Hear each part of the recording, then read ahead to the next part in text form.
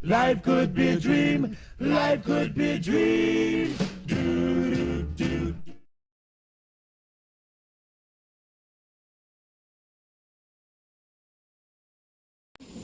Assalamualaikum warahmatullahi wabarakatuh. Waalaikumsalam warahmatullahi wabarakatuh. Selamat siang, bagaimana kabarnya hari ini? Siang Kak, alhamdulillah baik. Wah, sepertinya kurang semangat ya. Sekali lagi kayak gini, kalau enggak pas saya bilang apa kabarnya hari ini, kalian jawab alhamdulillah, luar biasa, semangat, semangat, yes. Baiklah, bagaimana kabarnya hari ini? Alhamdulillah baik, luar biasa. Baik, saya ucapkan terima kasih atas kehadiran kalian untuk mengikuti kegiatan pada hari ini. Sebelum kita mulai kegiatan ini, alangkah lebih baiknya kita mulai dengan doa, agar semua kegiatan yang kita lakukan mendapat kelancaran dan bermanfaat bagi kita semua. Berdoa, mulai.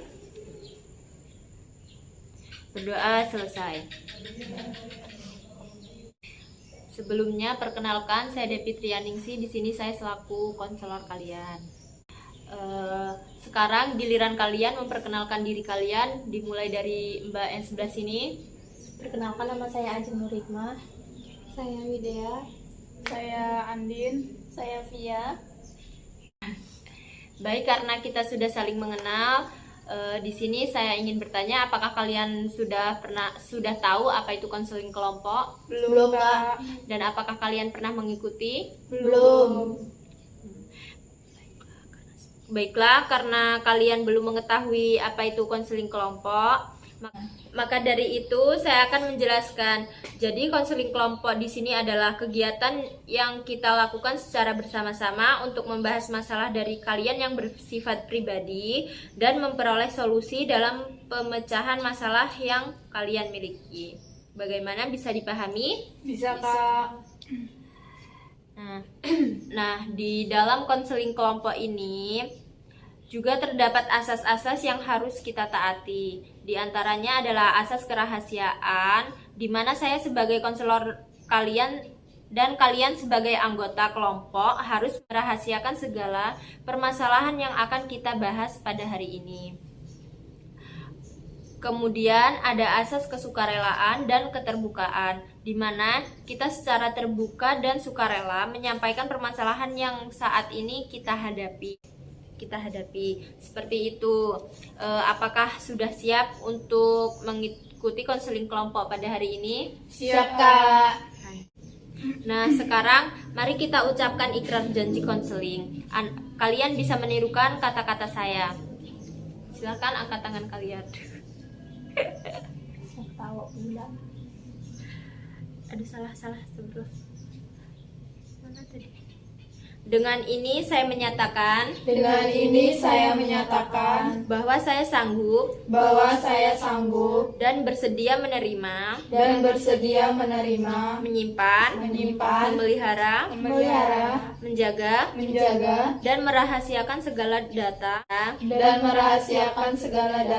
dan atau keterangan lainnya yang tidak boleh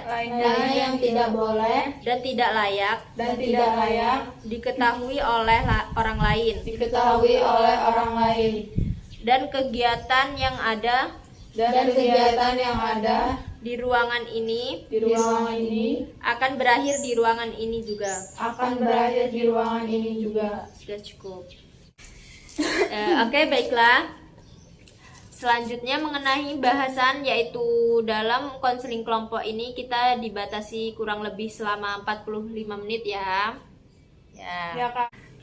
Saya harap kalian dapat berpartisipasi dengan antusias sehingga permasalahan yang dihadapi oleh anggota kelompok kita dapat menemukan pemecahannya. Bagaimana? Apakah kalian setuju? Setuju Kak. Baik. Oke, baik, kita masuk ke intinya. Silahkan dari kalian menceritakan masalah kalian. Silahkan, dari siapa yang ingin mengutarakan terlebih dahulu? Saya Kak. Silahkan. Kalau saya itu permasalahannya kurang suka sama temen yang caper gitu loh Kak, cari perhatian sama dosen gitu. Terus, mbaknya? Kalau saya selalu nggak nyambung penjelasan dari dosen. Mbaknya?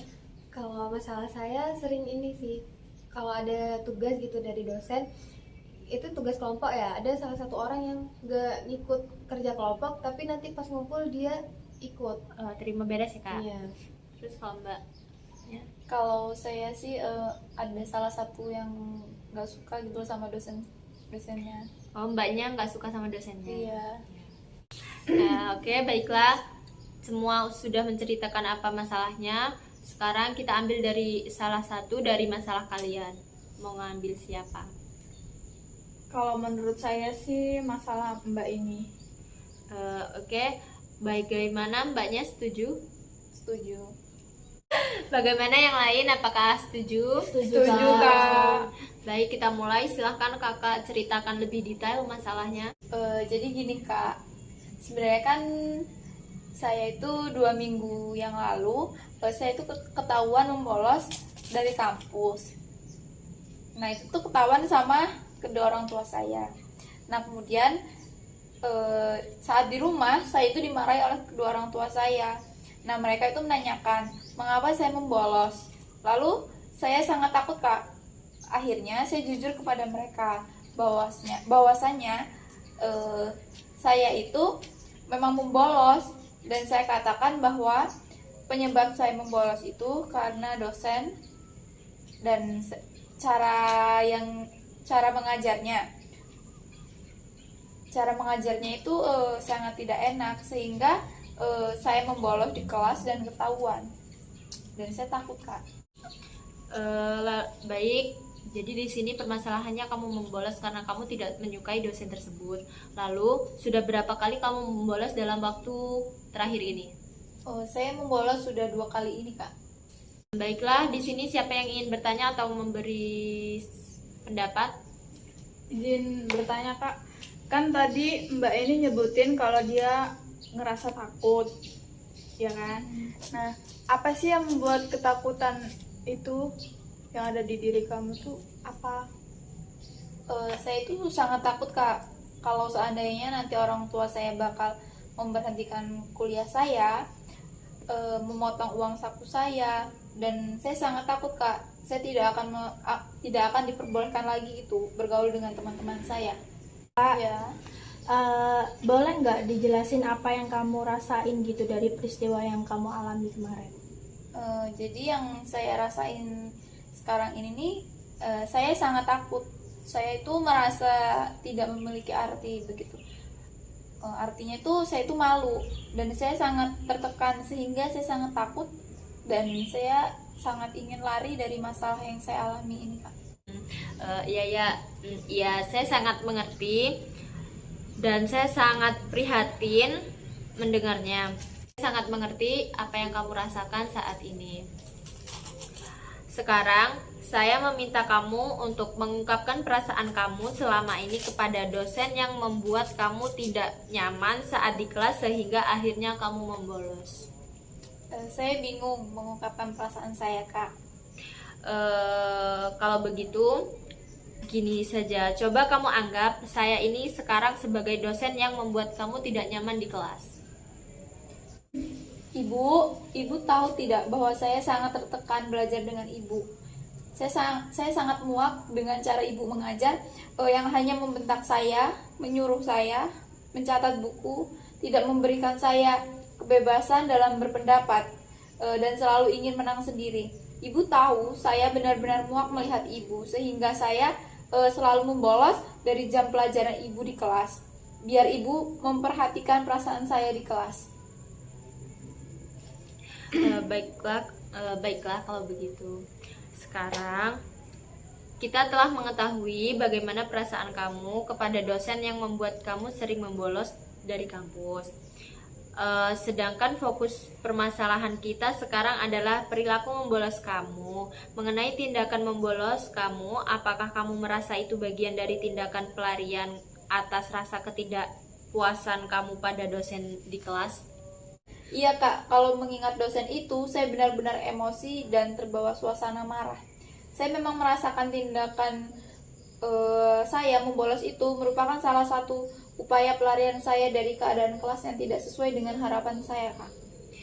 Ya saya maklumin kamu memang terbawa suasana. Kamu merasa bahwa tindakan membolos ini memang sebagai pelarian dan suasana tidak menyenangkan di kelas.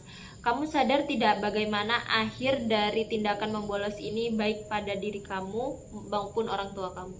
Iya, Kak, saya benar-benar menyadarinya. Bahkan saya mengalaminya sendiri, Kak, sampai saya benar-benar dimarahi sama kedua orang tua. Dan juga tindakan saya yang membolos itu tidak membawa perubahan apapun terhadap kondisi di kelas saya. Malah membolos itu membuat hubungan saya dengan orang tua dan dosen menjadi tegang, Kak. Izin Kak, Ya. dari jawaban yang tadi saya mengetahui bahwa kakak itu sadar akibat yang timbul dari tindakan membolos. Tetapi kenapa tindakan membolos tetap kamu ambil sebagai jalan pelarian atas ketidaknyamanan kamu di kelas? Jadi saya melakukan itu tuh, Kak, agar saya tuh dapat diperhatikan.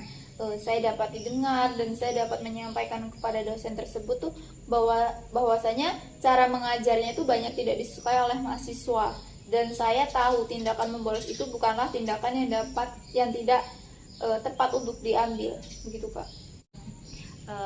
Di sini kamu tidak perlu menyesal terlalu dalam ya. Yang terjadi di masa lalu biarlah menjadi kenangan dan pembelajaran.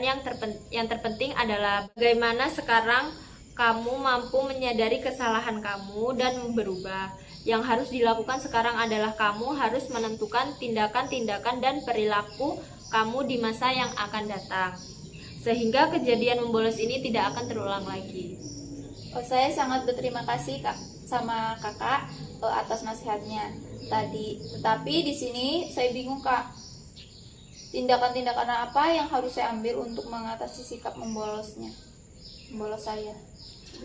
Sekarang kamu harus sadar bahwa penyebab kamu itu membolos dari kampus bukanlah dari faktor-faktor yang ada di luar diri, tetapi faktor itu datang dari dalam diri. Sehingga kamu harus menyadari dulu dan memunculkan rasa tanggung jawab dari diri kamu. Iya, Kak. Sekarang saya ingin kamu menyebutkan kalimat "saya bertanggung jawab".